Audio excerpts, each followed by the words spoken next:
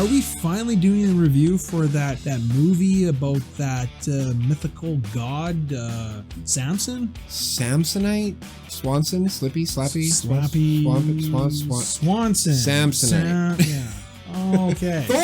Thor! He's got another movie? Oh. Dumb and Dumber. Love and Thunder. Kind of rhymes. It's the same. This is a very spoiler-filled podcast. It is the fourth entry in the Thor saga. I guess Chris Hemsworth kind of is the first out of the original bunch that got a fourth sequel. Yeah, good for him. Seems to not really want to stop playing Thor. No, I mean, he's a perfect cast for Thor. I can't, at this point, I can't imagine anybody else playing him. And if Thor is going to carry this next phase of Marvel, they're going to have to rely on him heavily. And he seems game to do it. Also, Taika Waititi returned to direct it. He directed the Thor Ragnarok. In case you don't know who the director is, some of you probably don't pay attention to that. But me, I need to know who the director is. Yes, you do. And I usually like movies when the director is also the writer. That's true. When a director writes the film, there's a huge investment from him. You know, it's his tendencies and his thought processes all coming together into one beautiful cinematic piece. Also returning is Natalie Portman back to the fold. She walked away from the Marvel universe after Dark World and didn't look like she was going to come back, but as soon as Taika Waititi... well, actually, he offered her the hammer. And she took it. Boy, did she take it. She took the hammer. I'll say she looked pretty good in this film, actually, as Lady Thor. Do you think that her build and her arms was all CGI? Are you still on the fence with that? Because apparently she worked out 10 months for this film. I applaud her for it. Yeah, I didn't really notice anything in the film that looked out of place, so I think they probably looked real at this point. Maybe just because of the weird imagery in the trailer kind of set me off a little bit. It looked kind of weird, but throughout the film, I didn't really notice anything out of place. So it seemed all right. I thought the costume was great. She looked good in it. New to the fold, I thought he was the highlight of the film, was Christian Bale as Thor the Butcher. He's a really good actor, and you can see it. You can really see he can play protagonist, he can play antagonist. He's just one of those actors. He commands the screen. He's a method actor, and so he probably prepares a lot for these roles. When I feel like I'm seeing a method actor, I feel like for some roles, they'll lose extreme amounts of weight to really look the part, like Matthew McConaughey has done. They almost look sickly and deathly, or they gain lots of weight to do a role, which makes them look very believable. And that's a lot of preparation for the role. And to me, that's where I kind of judge, not just based on the looks of the person, but also how intense they are, like you said, on getting in the role. That's kind of what I see as a method actor. And I feel like Christian Bale is probably one of those. If you don't take our word for it, just watch The Machinist, the movie that Christian Bale started and he lost tons of weight. Yeah. You're like, oh my God, I can't believe he did that to himself. Right. Yeah, because it's not healthy. Russell Crowe makes an appeance as Zeus. Good old chubby Crowe. Good old chubby Crowe. Another method actor. Yeah. Or is he just letting himself go? I don't know. The question is, did he put on weight for this role to be more kind of sloth-like? No, because the wife and I saw another film of his. He was it was like Road Rage movie and he was quite chubby in that one too. So I don't know if he's just letting himself go a little bit, or is he just wanting to do fat roles, or is he doing not fat roles, but you know what I mean? Yeah. Maybe he's like the modern Marlon Brando actor, where he gets really fat and then stays that way. Stays that way. Part of me is like, I wonder if he's like talking to Taika Waititi and he's like, okay, Zeus is going to get in lots of shape here, because it was like Apocalypse Now. Yeah, the person who is also kind of a little odd, and Marlon Brando. I guess apparently they were going to have his character be really skinny and thin because he's out in the jungle for months, years, right? And then when he showed up, he was way overweight. So that's why they kind of filmed the scenes. He wore a black suit and the lighting and stuff because he was really fat. Yeah. Are you an assassin?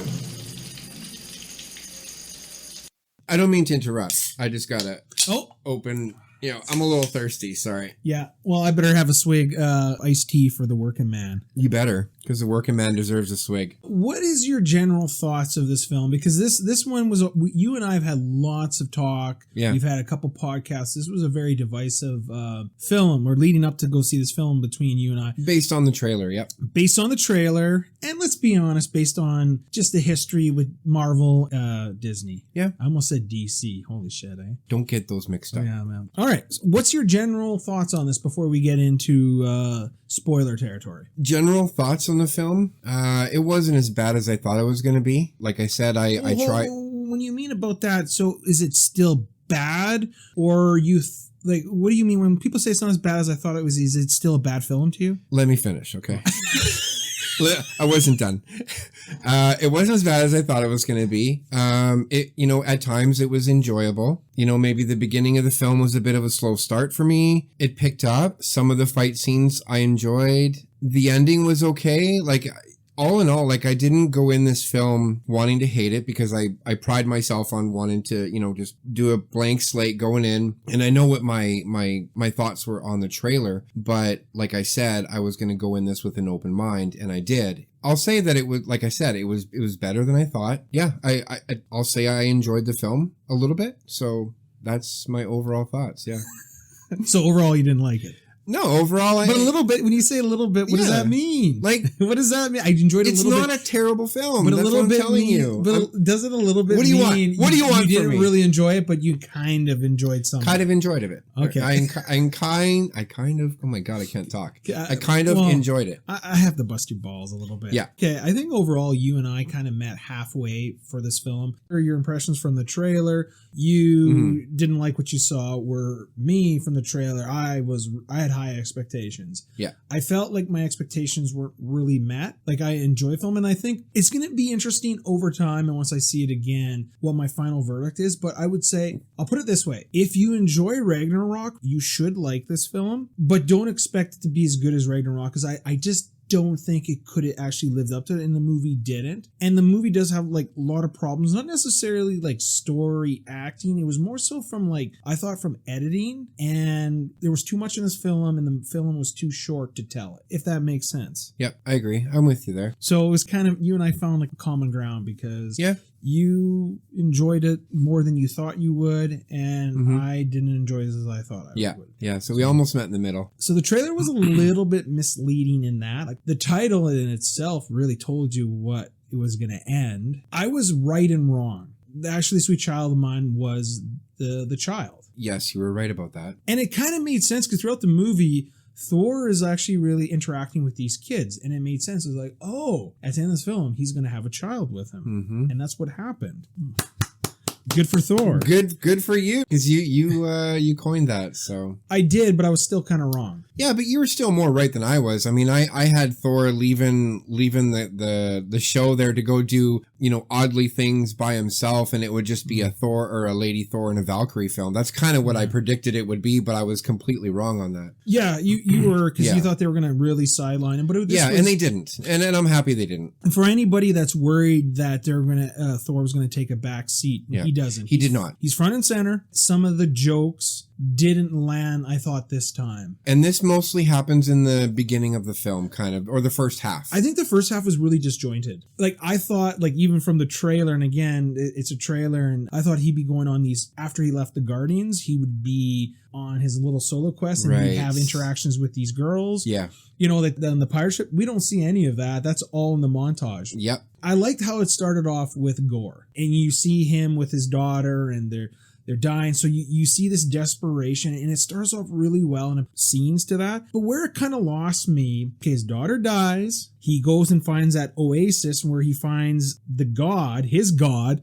Just there, that interaction and seeing the ignorance of his god, he decides now all gods have to die. Like, his quest for vengeance, I thought was really quick. That I guess when you lose a child, obviously, you can argue that probably rocked him. Yeah. And then seeing this god didn't give a shit about him. But I think more scenes needed here to really play that up for his vengeance. I think I needed more for him to think all gods need to die. Like, why not just his god? Yeah, for sure. I agree with that. But I did Like that really did pull me into the film right away. It did. Is that theme, the scenes with Gore struggling to live and protecting his daughter at all costs and shielding her from the sandstorm and it was just a really touching opening scene, and I really enjoyed that actually. And then, of course, like you said, with him conversing with his god, and his god saying, I don't need to do anything for you or whatever, you're nothing.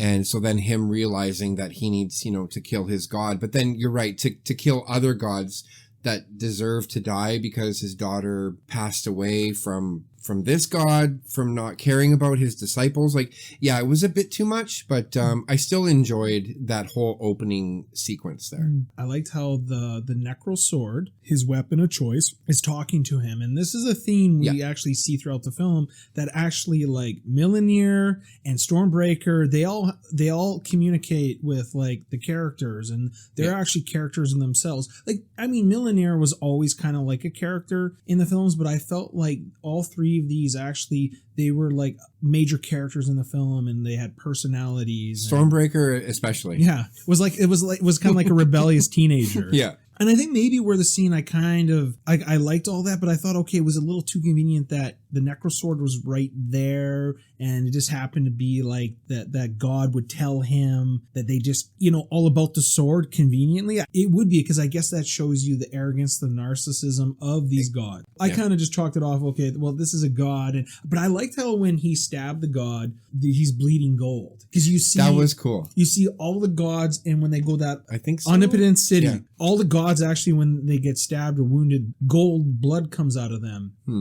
I guess apparently they had to cut it out because they were worried about, if you see in the film the tattoos, because those are like symbolism to like his god and stuff. Well, his daughter had it too. His daughter had it apparently in the opening scene. He kind of self-mutilates himself to get rid of those, because he has those tattoos, those tribal tattoos. But they didn't want to show that, so I guess there was scenes that they were going to show him. That would have been awesome to see. Yeah, it could have been so dark. And what kind of sucks is that I really would love like an extended cut of this film, or like a director's cut, but Taika Waititi has kind of stated publicly he thinks director cuts are shitty. What the fuck does he know? He says some really goofy things, Taika. Like, hello? I wish he sometimes would shut up. Snyder cut. Snyder cut. I know, but way better than the original. Then we kind of catch up with Thor, and he's with the Guardians of the Galaxy. They're on the planet. At first, I didn't like it, but I kind of now understood why Korg was narrating. Because he's telling the story of Thor to the kids, but he's also going back to what we've done in our own history of like oral kind of storytelling and how it's passed on. Yeah. Kind of the symbolism. Like an elder speaking to... That's awesome. And so many different cultures, and I'm pretty sure Taika Waititi, his kind of cultural descendants and stuff, that's probably what they did in like most human cultures. Yep. So I thought that was pretty cool, because you see it throughout the film doing it. The only time it didn't work for me is when he was kind of doing the retelling of Jane Foster and Thor. Right. Their relationship. When they were living together? I didn't think that was necessary to get... I get it. They're living in New Asgard, right? Or no, not at this time. They weren't living in New Asgard. Where were they living at this time? That's the question. Because like when they were together... They bought a house together, it looked like it. Yeah, right. But where? Who knows where? It doesn't really matter. Yeah, because I don't think we needed to see visually what led to them split up. Not necessarily. We just assumed that they had split. And but no, they split because she was working too much and he was sick of cooking and cleaning. But he was also saving the world too much. Yeah. So there was a resentment between... Yes. It didn't need to be there. I don't think it needed to be there personally. Yeah. Because I thought they could have spent more time on Jane Foster's like sickness and her dealing... Yes. Because this is... that's my biggest gripe of the film, actually. Yeah. Do you want to kind of get into I'd like to elaborate. But before we go there, Jane Foster in this film, she has stage 4 cancer. We don't know what type of cancer. We just know it's just stage 4, so it could be anywhere. It doesn't matter at the end of the day. Cancer is cancer, in my opinion. What brings her into things that the therapy that they're doing is not working. Yeah. So she thought, because when she had the Infinity Stone ether in her and they were trying to help her with the magic, she thought that the hammer would help her. Because even Darcy suggests to her to maybe call her old boyfriend. Right. And at first she didn't want to do it. She didn't want to do that. Well, you can imagine. But she quickly did it. The hammer was calling for her. Yes. Yeah, my biggest gripe with the film is that I don't think they spent enough time, and this is where the film could have been longer, to show her struggles with cancer. I didn't buy that she was suffering. She had stage 4. stage 4 is the last stage, just so you know. And as someone who watched their mother go through that and pass on, cancer doesn't look like that. And at stage 4 cancer, chemotherapy, she would have lost all her hair or worn a wig. Now, obviously, Natalie Portman is probably not willing to shave her head for the role. That's fine. That's fine. I'm okay with that. And to support your thing, in the comics, when we catch up with Jane Foster, she has a shaved head in the comic story. Right. And all that, and she's really sick. I don't know. Could they not have even CGI'd her hair off? Like, I mean, they can do pretty cool things. That actually probably would have worked really well when she has the hammer and then you see her looking all beautiful and powerful versus when she doesn't. I understood that. That was okay. Like, to see her look better with the hammer. I don't know if that had anything to do with Natalie Portman or that was just we don't know. Yeah, no, I know we don't, but I don't know. Just nobody talks shit about my Natalie. I'm thinking the movie didn't want to go very dark. And that's probably why they didn't want to maybe dive deeper into the cancer suffering. But like I said, I didn't buy that she was suffering, and it just meant nothing to me, her having cancer. It was just, okay, after this, I'm going to go to work, and I got things to do. Like, I'm sorry, but that doesn't happen. I thought maybe the reason why they didn't do that so much, like, I agree with what you're saying, but we kind of got that with Peter Quill's mom in the beginning of Guardians of the Galaxy, where she was in the hospital on her deathbed. Yes. And it was done well. It was done well, so maybe maybe the reason why they didn't go with that, I'm not saying it was the right choice. Yeah. But maybe why they didn't want to look like they were repeating themselves in that vein. And also, I would have been totally cool with it. Yeah, you would have been cool with it because because I want to see it fleshed out. Even if someone took her there to New Asgard, she couldn't go on her own will. Like, she just kind of shows up there. Like, we don't know what city she is in, and all of a sudden she just shows up in New Asgard. And isn't that in Norway or somewhere? Sure. Or, we should probably look that up. Okay. And comment, and also, if you don't like our take on it, just comment. Yeah. We judge a lot of times what we see on the screen, and not necessarily. If you want to go read the comics or you want to go look it up on Wikipedia, you can. But sometimes, I don't know, it's kind of fun speculating and even being wrong. I don't know. I'm with you. One of my biggest gripe of this film is actually the runtime. They glossed over Jane Foster, like they introduced her and they kind of catch us up to her. They spent more time on the flashback love story between Thor and Jane Foster and how they split up when they actually could have put some time in how she's been dealing with the cancer, the stage 4. And you really feel this film the way it's edited that I don't know if the producers, because you're hearing a lot of interviews leading up to this. Like Christian Bale even said he's disappointed that they cut a lot of scenes. Natalie Portman has said that tons of scenes have been. Apparently, the first cut of this film was 4 hours, and it feels like a lot of things missing. Because like one of my thing was, okay, we really didn't see Gord the Butcher gods. We saw he killed his god, and then we kind of they almost did like a homage where the Guardians are around, and then Thor kind of, you see that, that was a god, because you're seeing their little screens there. Yeah. These dead on other worlds. It would have been awesome. And apparently this movie, there was multiple worlds, and apparently that was expanded upon, but they cut all of that out. Christian Bale made up for it with his performance, and when we saw him, and he was deadly and he was a threat, but it would have been awesome seeing him actually going and like killing all these gods. I think it would have hit home, so that we understood the severity of this, and he was going to get Thor. And I thought that would have played better with the comedy we got, because that intro scene where we see Thor again, kind of, because you kind of see Thor doesn't really need the Guardians of the Galaxy to like help him win these fights. No, he doesn't. He's I think it's more so for like emotional, moral support. Comes there, like they're pinned down fighting these creatures that look like creatures from the Dark Crystal movie. They were kind of funny looking. Yeah, they were like Muppets. Yeah. I liked it, like they look like long lost distant cousins to Animal. With like little beaks. Little beaks, but they were kind of related to Animal. And you were calling in the trailer that Thor didn't look too heroic. Yes, they had him kind of the butt of the jokes, and he was kind of idiotic and kind of stupid, but he was also really heroic, and it really showcased his power, and especially this scene really did it well. And I like how it's like they called him the god of destruction, because he goes in there and destroys their whole freaking shrine, their palace. temple. Their whole temple's gone. Yeah. Yeah, I will say I was quite a bit off on that too. He did end up being pretty heroic in this film, which I did appreciate, and that was great. You needed that. Like he was, like, again, like we said earlier, don't worry that Thor is front and center in this film. It's about him. Yeah. Jane, I thought she was going to be in it more than she really was. I didn't mind her. There were times where it was kind of cringy, where she was like trying to figure out catchphrases. I thought that was kind of cringy, but whatever, it is what it is. Maybe because why I didn't find it cringy is that because she admired Thor. She did. And she wanted like some sayings, because he has some pretty good stuff, you know. You want me to put the hammer down?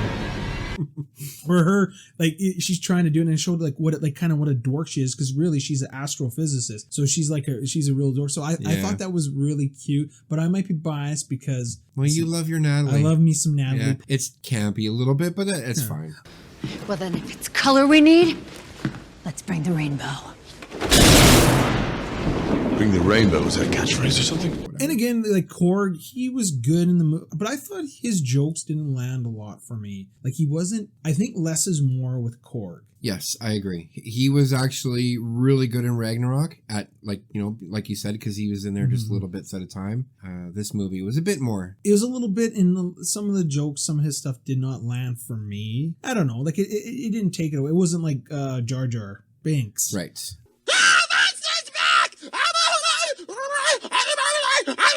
And as far as the Guardians of the Galaxy, they, you know what, they don't play really. It's just they're there at the beginning. They're part of the narration of Korg's, and you see the opening scene with Thor and them, and that's pretty much it. They have some fun interactions. He kind of seeks counsel, kind of, from Peter Quill. Right. And then they kind of move on, and that's it. So they're not really in it. I guess they get Thor going. You know what I mean? They kind of get him going, and that's kind of, you know, and then they take off and do their own thing. So that's probably what we needed. And I actually enjoyed that. That's what I think I like about the Marvel shared universe, is that you can have the Guardians of the Galaxy show up for like 5 minutes, 10 minutes. True. And then they move on. Moving on. Okay. Thor goes to New Asgard. All hell kind of breaks loose, right? Yes. Gore the Butcher, Christian Bale, he was very creepy and eerie. Like he looked basically like death. Yeah, he was throwing shadows at the kids and, you know, making them all scared, and kind of like another version of Freddy. I've been guarding my gate for a long time, bitch. Yeah. Like, it's like when he has the kids all caged up there and he's like listening to them tell stories about Thor, and then he comes and starts telling his stories, and he he heads that creature and he throws that, and all the kids, Yeah. And he's kind of laughing. I thought it was almost like he was channeling Heath Ledger Joker. Yeah. Let's put a smile on that face. Hey! I liked his look. It worked and it was creepy. Though they didn't do the symbiote thing, because I guess they can't, where he kind of got his power and all that. They can't use that because of the copyrights. Okay. So they had to go a different way. Thor and Lady Thor, they have their nice reunion, right? Yes. And it was cute, awkward, and we got Lady Thor. Jane Foster is welding the hammer. You have a few things to say about this. Okay, you got the room, buddy. Ooh. It's about time. Because I know you went off on it and like, look at me, I got cancer. All right, buddy, do it. Yeah, at first, I didn't like the fact that Jane all of a sudden was a great warrior with the power of Thor. And this is probably where my lack of knowledge of the comic book lore comes into play. But after seeing near the end of the film where Thor empowers the children with his power temporarily, if that's canon, and if he can do that, whatever. Like I said, I'm not a comic book guy, so I don't know the lore that deep, but once he did that, then I was like, okay, well then maybe I shouldn't be so harsh on Jane having these powers. So you're saying you're not a comic book guy? What do you mean? I'm not, obviously. You want to say it one more time? I'm not a comic book guy, okay? Just, you know, I'm a normie at best. But yeah, so if that is what it is, then I'm totally okay with it now. But before I was like, oh, how can she be so good already with these powers? She just got Thor. She just, you know, but whatever. If he can empower children and they can battle Gore's shadow army, then I'm okay with it too then. Because it is whoever worthy of this hammer welds the power of Thor, so you'd assume that, you know, you would also get his warrior ability. Okay, that's great. Then I didn't know that, yeah. But also, she was not like she was was perfect. Like she wasn't that good. No, I'm not saying she was perfect, but she was still pretty good. Yeah, she was still pretty good. But and I think that's what the movie did good is like I thought the movie actually I liked how actually she acquired the hammer or the ability to it, where he basically unwittingly a protective spell for her, and kind of like how they played it through the film where he's kind of having separation anxiety from Millionaire. Like it's almost like he's jealous because that's his, you know. Must be hard for you to see your ex-girlfriend and your ex-hammer hanging out and getting on so well.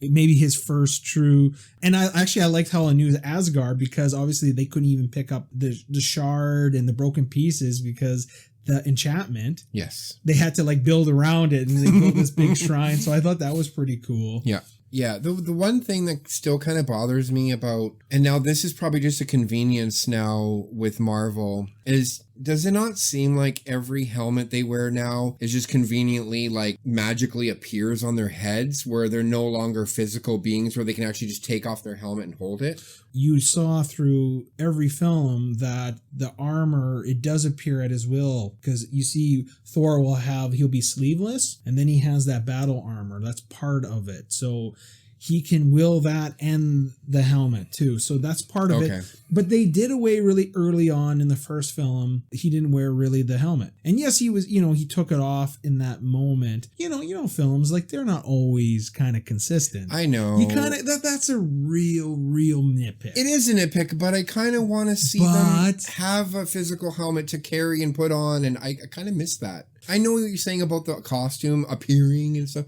but that's probably because it's Tony Stark's, but that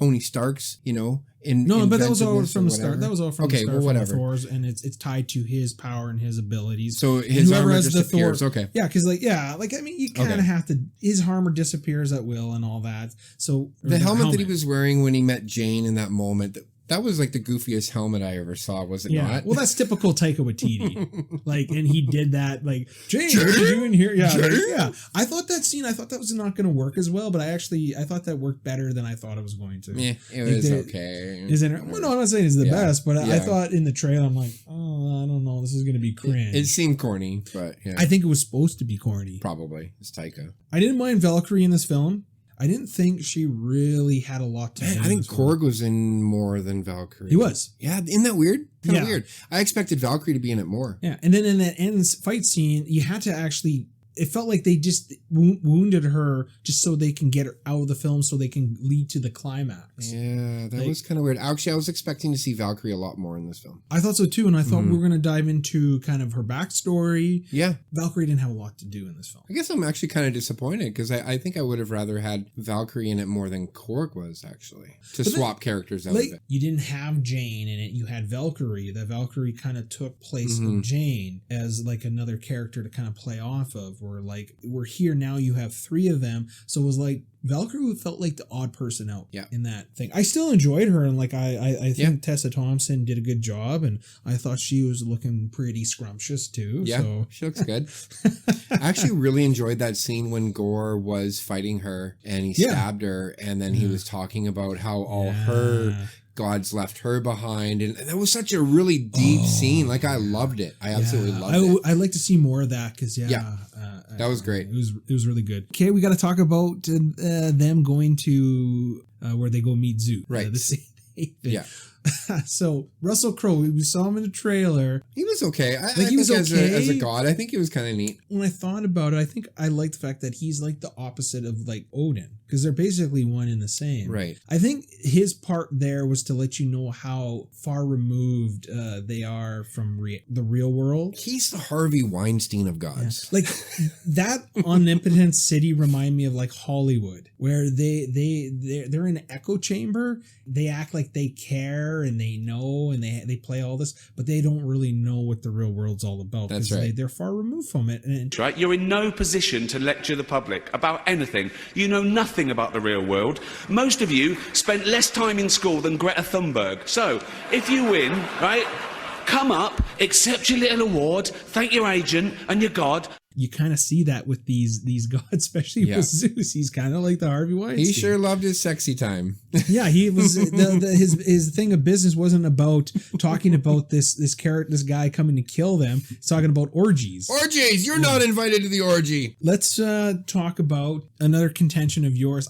We have to address it. Yeah, sure. Did you feel that Thor was really humiliated in this? Do you still stand by your reaction to the trailer versus what we got in the film? I think I lessened on it. Okay. I'm not as hyperbolic on it as I was before in the trailer. Yeah. I think just the way the trailer was cut kind of just revved my engines a little, but watching the movie as a whole, I'll come down on it a bit. I did laugh because he was pretty much, the whole scene, he was pretty much naked the whole time. He was very naked. They're talking there. And I did laugh when Zeus put clothes back on him. That one girl was mad. Yeah. Yeah. She was very disappointed. Yeah, I'll come down on a little bit, but I'm still, I'm still not 100% for that scene, but I'm not going to be as harsh on it. It did work in the film, and he still, again, was heroic because he was trying to reason with Zeus. He was. It kind of teetered with how Thor is like zany and goofy, but I didn't think he was as goofy and silly as I thought they were going to push him, because I think as the film progressed, I thought he got more serious. And that's where the movie started getting better for me. Again, this is why I prefer a more serious Thor rather than a goofy Thor. I don't mind the little bit I don't mind the little bit of comedy relief, but I still need him to be serious at times. And I need him to be the hero's hero. Like, he needs to be the guy that you can get behind and be like, okay, he means business. That's where I'm at. And I can't remember which character called him out on it. Again, I've only seen this film once. And I know we were talking about how you're talking about he has to go through another growth thing. He has to, come to terms with things. But I like the one character calls him, you've been alive this long and you still don't know who you are. I like how the movie itself actually called him out on it. On what they were kind of doing, because Taika Waititi kind of, every movie he kind of does. It's almost like he breaks down and builds up and I kind of like how the film actually calls him on it. Yeah, that was good. Because that's basically what we're wondering ourselves is, you still don't know who you are after 4 films? And also 1,500 years. Exactly. Like, he's had a long life. Yeah. And he still kind of struggled, which was kind of... How many lives do you want to live? Yeah. Yeah. So this ominous city there, we really see how ignorant Zeus and all the gods are there, and Thor kind of tries to talk sense in them, and obviously Zeus doesn't like that he's talking, and so he puts him in chains, and they start fighting, and Zeus starts throwing his thunderbolt at him, and Thor kind of catches it, and then he throws it through Zeus. Yep. Basically. Yeah, well, meanwhile, he's asking the girls for help, too, so they jump in. They finally jump in. After they watched him get derobed. Everyone enjoyed it, and I liked hearing it from her. Yeah, so they get it, and big fight ensues. He tells him that Gore is basically Gore wants to speed up killing these gods, right? And so he's seeking the gate to eternity, so he can basically kill them all. It's like a wish. Yeah. It's like Zeus, he doesn't want to cause a panic or doesn't give a shit because he's got orgies to attend to. Yes, he does. And I guess Thor's no longer invited to these orgies. Nope, he's not. I like how he says, "You'll not be invited to my orgies," and then okay, so he disavowed him from that. No orgies for you. No orgies for you. And they steal his thunderbolt, and boom. Yeah, it's a pretty sweet weapon, actually. I like it. It is. I like how you have his thunderbolt, you have Stormbreaker, you have Mjolnir, and you have the Necrosword. Yeah, they did a good job this time. It's just the jealousy of Stormbreaker, acting up, because you see Thor, and then Thor has to come and talk to, hey, we're cool, right? Yeah. It means nothing to me. It's an old friend. And then he's welding Thunderbolt, and the Stormbreaker was getting jealous again. Yeah, you see Stormbreaker, he would kind of sidle into the scene and kind of stare at him. Yeah. And what the fuck? It was pretty funny. Or when he's at New Asgard and Thor's trying to get Mjolnir back, and Stormbreaker just kind of comes there and he's like, oh yeah, that's right, Stormbreaker. He's acting like he called it. Poor Stormbreaker. And Stormbreaker's turning to look at him. Yeah. Hey, there you are. Hey. I was just calling you. really. I like that. That was probably one of my favorite gags. Yeah, in the film. those are really good gags. Like I enjoyed it through the whole film. And then the goats there, they were there. They were whatever. All they did, they were just annoying. They were kind of annoying sound. Yeah, right? the screeching. The only time I found it funny is when they're flying to go find Gore, and they go on that moon, and they drove head first right into it. Yeah, I thought that was pretty funny.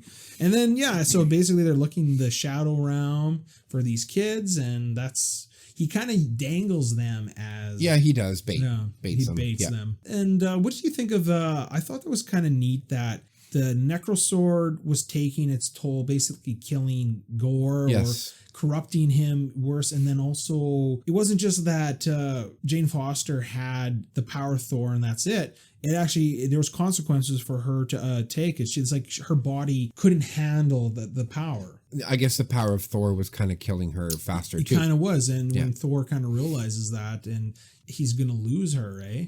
And I think I called this one too, that I thought that Jane was going to die in this film. Right. Because, some people, maybe she'll be back as, for a new Avengers, all woman Avengers. Well, if they go into the supernatural other world. Yeah, because she's in Valhalla now. She's in Valhalla now. Yeah. She's hanging with Heimdall now. Yeah. In Valhalla. Gore was like almost like a match for all three of them. Like all of them together struggled with him. I think that's good. I think you need to have a villain that's very strong because otherwise it doesn't really pay off, And he felt really like a real nice contrast between Hela. I liked what Gore was, but again, it's another sympathetic villain. Well, I struggle with this one because I'm always going back and forth. Hold on a second. There we go.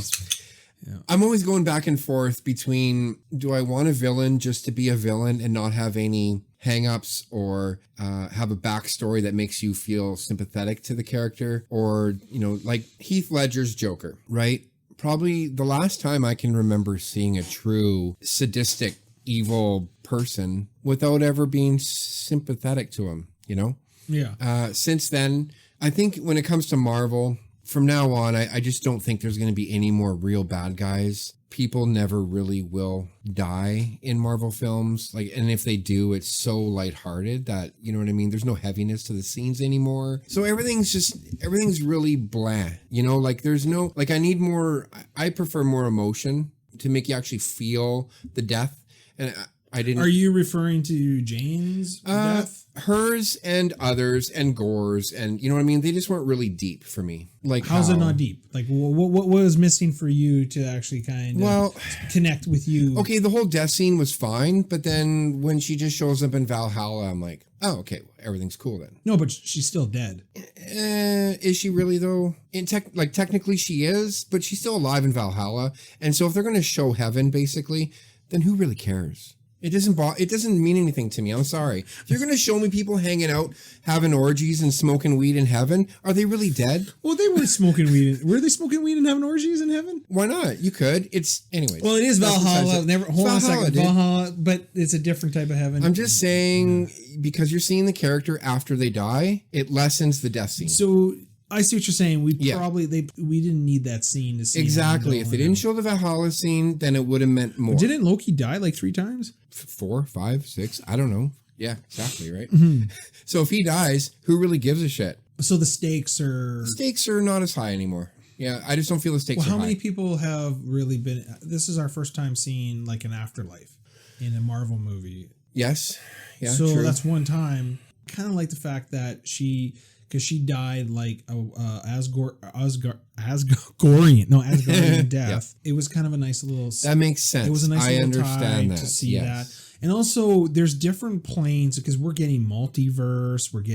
I'm okay with it. I see what you're saying about, because you're thinking at one end that if you're going to kill someone off, what's the point in killing them off? But I doubt we're going to see her again as a major character. I think she's done. Oh, as a major character, you're probably right. I still think we'll probably see her again. Heimdall was there. We'll probably see him again. But the thing is, what's the difference? Even if you do kill her off and we don't have this scene, there's multiple universes out there. We can get another rendition of Jane Foster come back anyway. Yes, we can. So what's the difference?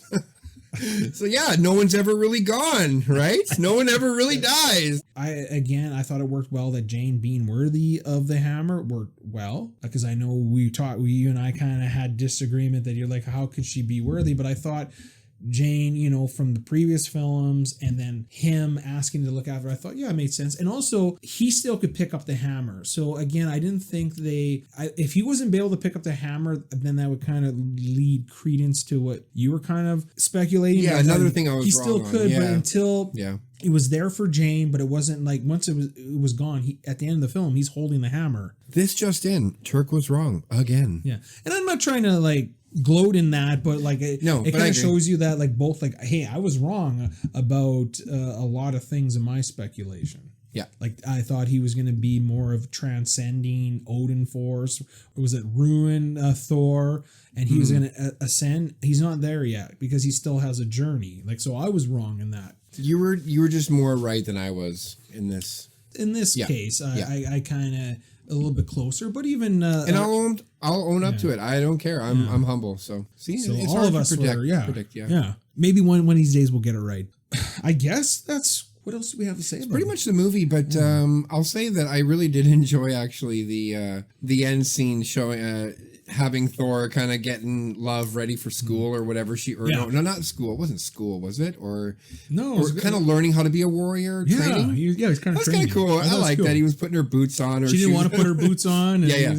I thought that was kind of neat. Yeah. I thought it was cool. cute, and then having them both go out there and and it was kind of neat that the villain of the film's daughter, they brought back that the person he fought that was going to kill him, he ends up actually like taking his daughter, and it kind of showed you again like the Gore character wasn't just a true villain, like he was a sympathetic villain that in the end he, you know, love for his daughter, which is funny. And it's funny that Love and Thunder, who would have thought that? I know, isn't that funny? That's actually brilliant. That's brilliant. That was really good. I'll give it to him on that. I enjoyed that, and I like the fact that they kind of commemorated Jane. Like I didn't know. Like actually, I quite enjoyed her back in it, and I'm actually was sad to see her go, and that's why I think I like the Valhalla Astral. Yeah, Heimdall's son. Heimdall's son. He has a son. We never got introduced to his personal life in the film, but he has a son, and he has the gift like Heimdall, but he likes to be called Axel because Guns N' Roses. Because he loves Guns N' Roses. I know maybe some people thought it was like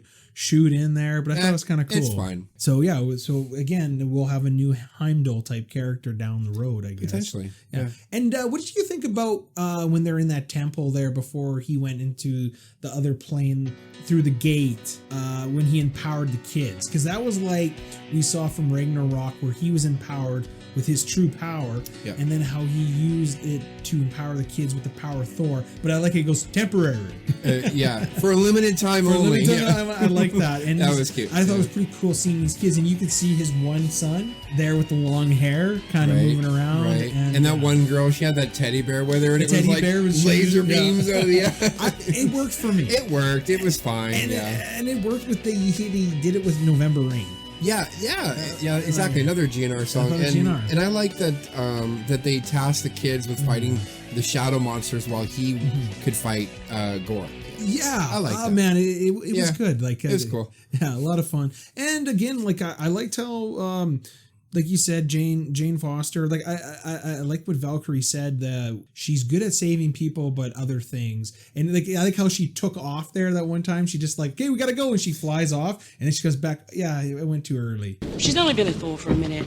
I mean, saving lives she's quite good at, but the rest of it she needs work. Yep.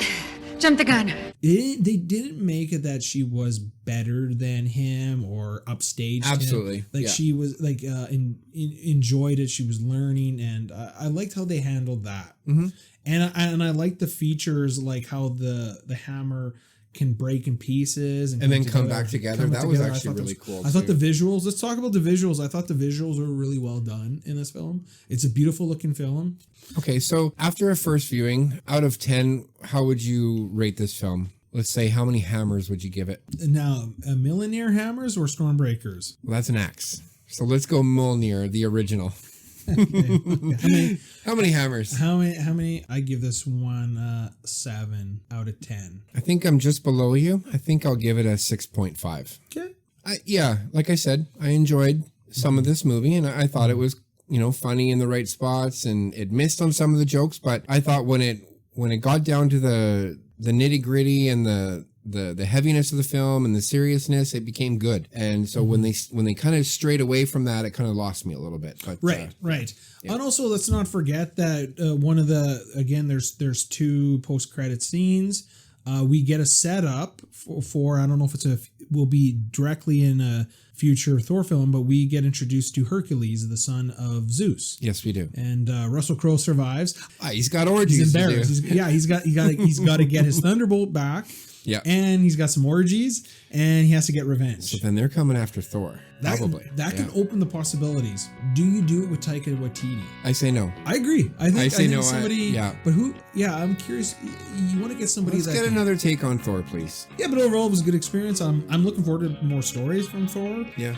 That'd be awesome seeing him pitted up against a Hercules and fighting against the gods. Interesting. I think this film does set up some good scenarios. Well, overall, that's it for our Thor review. If you want professionals, don't come to us. But you should listen to us because we're what's happening. That's right.